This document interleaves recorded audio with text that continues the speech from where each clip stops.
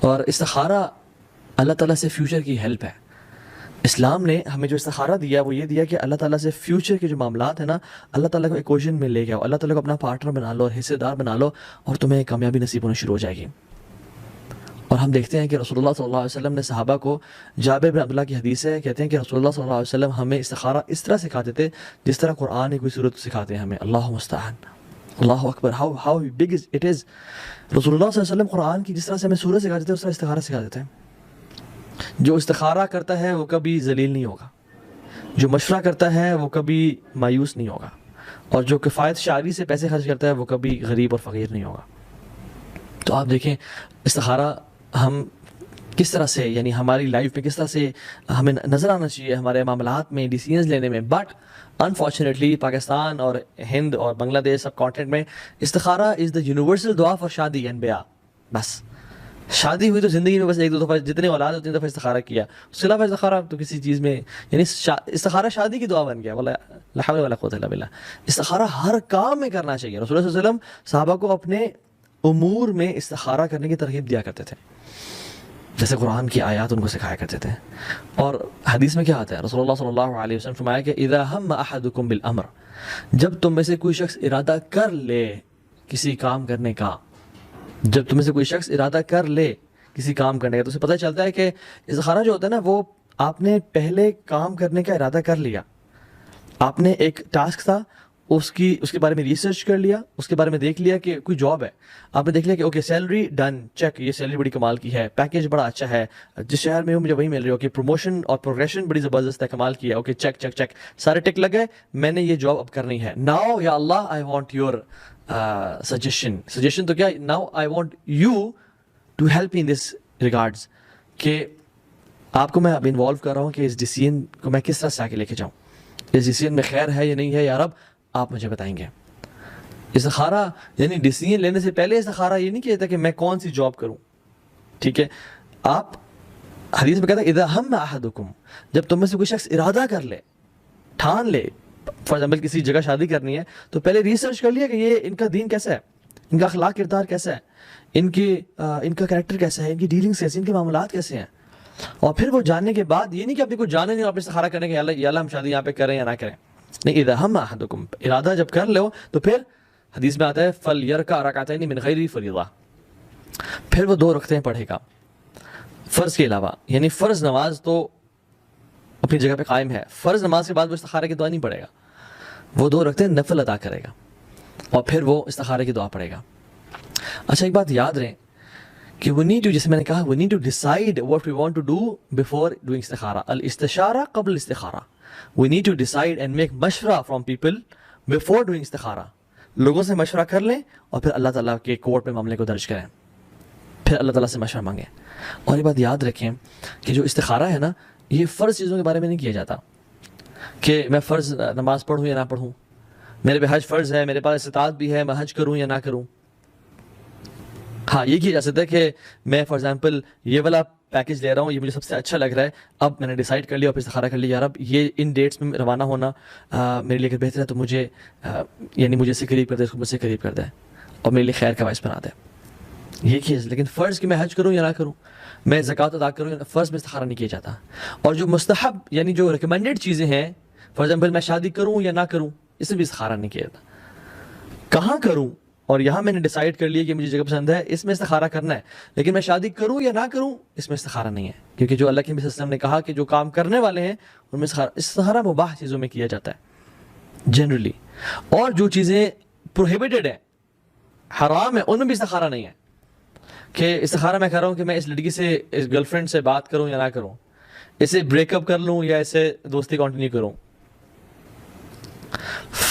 یعنی for example 2 فرائض ہیں, ان میں سے آپ نے کوئی ایک چوز کرنا ہے اور اس پر اسلام نے شریعت نے آپ کو لیوریج دی اور آپشن دی ہے, تو وہ استخارہ پھر اس میں سے کیا جا سکتا ہے کہ میں نے یہ چوز کر لیا, یہ میرے لیے بہتر ہے اور میں اب اس میں استخارہ کرتا ہوں. لیکن پڑھوں, ڈوئنگ اٹ اور ناٹ ڈوئنگ اٹ, اس میں استخارہ جائز نہیں ہے. اور استخارہ کے ہم اندر جاتے ہیں, اس کی دعا کے اندر جاتے ہیں اور دیکھتے ہیں کہ استخارے کا مطلب کیا ہے, یعنی استخارے کی دعا ہے کیا. رسول اللہ صلی اللہ علیہ وسلم نے فرمایا کہ جب تم کسی کام کا ارادہ کر لیتے ہو تو پھر 2 رکعتیں پڑھو, 2 نفل پڑھو بغیر فرض کے, یعنی وہ نفل نماز ہو گیا, اور پھر دعا پڑھو. اللهم إني أستخيرك بعلمك وأستقدرك بقدرتك وأسألك من فضلك العظيم فإنك تقدر ولا أقدر وتعلم ولا أعلم وأنت علام الغيوب. اللهم إن كنت تعلم أن هذا الأمر یعنی جو بھی کام ہے، چاہے بزنس ہے، چاہے شادی ہے، چاہے ٹریول کرنا ہے، خیر لی فی دینی و معاشی وعاقبۃ امری فقدرہ لی ویسرہ لی ثم بارک لی فیہ وإن كنت تعلم أن هذا الأمر شر لی فی دینی و معاشی وعاقبۃ امری فاصرفه عنی واصرفنی عنہ واقدر لی الخیر حیث کان ثم ارضنی بہ. جو شخص استخارہ کرتا ہے نا، اگر وہ اس دعا کو سمجھ لیں تو اس کو بہت ساری کنفیوژنس ختم ہو جائیں گی اس کے دل میں. اور انسان کہتا ہے اللہم انی استخیرک بعلمک، یا اللہ میں تجھ سے خیر کا سوال کرتا ہوں تیرے کمپلیٹ نالج کے ذریعے، میں تجھ سے خیر طلب کرتا ہوں. I consult you for your knowledge. اللہم انی استخیرک بعلمک واستقدرک بقدرتک and I seek strength from you of your power. آپ قادر ہیں، آپ قادر قدیر ہیں، آپ ہر چیز پر غالب ہیں، یار مجھے اس میں طاقت ہے.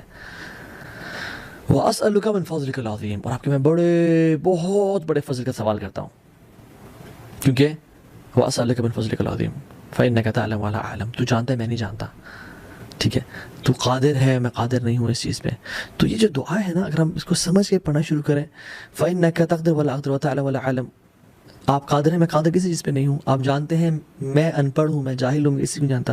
وَأَنْتَ عَلَّامُ الْغُیُوبِ، اور آپ آگے آنے والی مصیبتوں کو اور بھلائیوں کو جانتے ہیں. یا رب میں آپ سے آپ کے کورٹ میں بال اس لیے ڈال رہا ہوں، میں آپ سے مشورہ اس لیے کر رہا ہوں کیونکہ آپ علام الغیوب ہیں اور میں کچھ نہیں جانتا.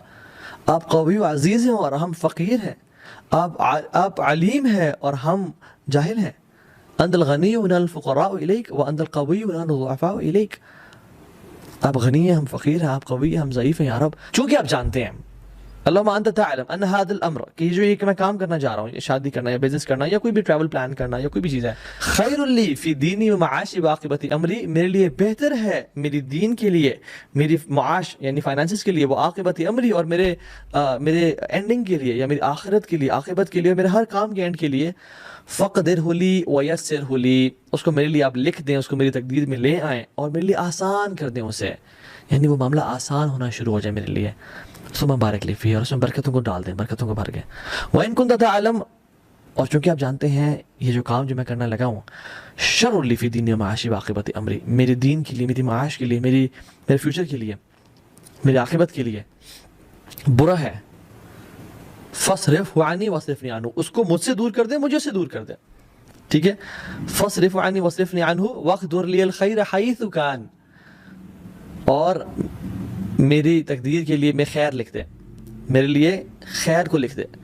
سب سے پہلے کیا کریں، اس کو مجھ سے دور کر دیں، مجھے سے دور کر دیں، یعنی کام میں رکاوٹ ڈال دیں، یہ کام ہو ہی نہ پائے. یار اگر تو جانتا کہ شر ہے، although میں چاہتا ہوں، although مجھے اس سے محبت ہے، although یہ میں بزنس کرنا چاہتا ہوں، although لیکن چونکہ تو جانتا ہے الٹیمیٹلی کہ اس میں خیر نہیں ہے، تو اس کو مجھ سے دور کر دے، مجھے سے دور کر دے، کام میں رکاوٹیں ڈال دے، بیریئرز لے کے آ جا اور میرے لیے خیر کو رکھ دے. ثم ارضنی بی، اور مجھے اس پہ پھر راضی کر دے. یار میرے دل کو سکون، چین، اطمینان نصیب کر دے. How beautiful is this dua and how beautiful is this tawakkul on Allah subhanahu wa ta'ala کہ یا رب ہو سکتا ہے کوئی چیز میں پسند کرتا ہوں لیکن میرے لیے خیر والی نہ ہو. عسى ان تقرأوا شيئا وهو خير لكم وعسى ان تحبوا شيئا وهو شر لكم، کوئی چیز تمہیں پسند ہے، تم چاہتے ہو، تمہیں محبوب ہے، لیکن وہ تمہارے لیے بری ہے، اور تم کسی چیز سے نفرت کرتے ہو، وهو خير لكم، تمہارے لیے وہ بہتر ہو سکتی ہے، کیونکہ اللہ یعلم ونحن لا نعلم، اللہ جانتا ہے اور ہم نہیں جانتے. اللہ یعلم وانتم لا تعلمون، اللہ جانتے ہیں اور تم لوگ نہیں جانتے ہو. تو یہ استخارہ جو ہے نا، it is putting your tawakkul in Allah subhanahu wa ta'ala, it is putting your decision in Allah's court کہ یار اب میں نے ڈیسیژن لے لیا. اور ہر انسان جیسے انسان کو کیا کرنا چاہیے، احرص علی ما ينفعک، we should seek what is beneficial for us، جو ہمیں فائدہ پہنچاتی ہے ہمیں اس کو لینا چاہیے. واستعن باللہ، اور اللہ کی مدد حاصل کرنی چاہیے. ولا تعجز، اور ہمیں ہمت نہیں ہارنی چاہیے.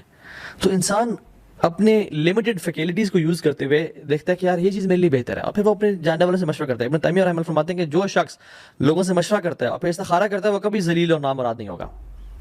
تو اپنے سنسیئر لوگوں سے پہلے مشورہ کریں، اور پھر جب مشورہ کر لیں کہ یہ کام میرے نالج کے مطابق کرنا بہتر ہے، اور پھر اللہ تعالیٰ کی کوٹ میں رکھیں گے، یار اب اگر تو سمجھتا ہے کہ یہ بہتر ہے تو پھر تو یار اب اس کو آسان کر دے، یا پھر ہولی اور تم بارک لی فی، اس کو آسان کر دے اور برکت ڈال دے اس میں.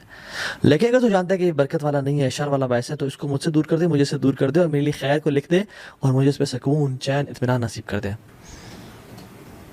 اور جب انسان استخارہ کرتا ہے، اچھا I'll take questions انشاءاللہ at the end as well، but میں یہ بھی جو FAQs ہے نا، میں نے آپ کے کویشچنس پڑھ لیے بہت سارے، تو میں آپ کو ان کے پہلے رپلائی کرتا ہوں، جو میں مس کر دوں تو انشاءاللہ you can ask me۔ استخارہ ضروری نہیں ہے کہ رات کو صرف کیا جائے، استخارہ دن اور رات میں کسی بھی ٹائم کیا جا سکتا ہے۔ جس ٹائم نفل پڑھنا جائز ہے نا، اس ٹائم نفل پڑھ کے استخارہ کیا جا سکتا ہے۔ یہ بہت عجیب سی بات ہے کہ کیا استخارہ دن میں کر سکتے ہیں؟ اللہ اکبر، یہ کیسی بات ہے؟ کیا استخارہ کر کے مصلی پہ سونا ضروری ہے؟ اللہ اکبر، نہیں، بالکل نہیں۔ آپ استخارہ کسی ٹائم بھی کر سکتے ہیں۔ آپ فجر سے پہلے استخارہ کر لیں، آپ ظہر سے پہلے استخارہ کر لیں، ظہر کے بعد استخارہ کر لیں، مغرب کے بعد استخارہ کر لیں، عشاء سے پہلے، عشاء کے بعد، کسی بھی ٹائم جو آپ نفل پڑھ سکتے ہیں۔ ہاں، وہ اوقات جو مکروہ اوقات ہیں جس میں آپ نفل نماز نہیں ادا کر سکتے، فار ایگزامپل جب سورج طلوع ہو رہا ہوتا ہے یا جب سورج بالکل ہمارے سر پہ ہوتا ہے سورج اور بالکل غروب ہو رہا ہوتا ہے، اس ٹائم استخارہ ہم نہیں اس ٹائم ہم نماز نہیں پڑھ سکتے، اس ٹائم دو نفل نہیں پڑھنے چاہیے، اسے پہلے پڑھ لیں، اس کے بعد پڑھ لیں، ٹھیک ہے۔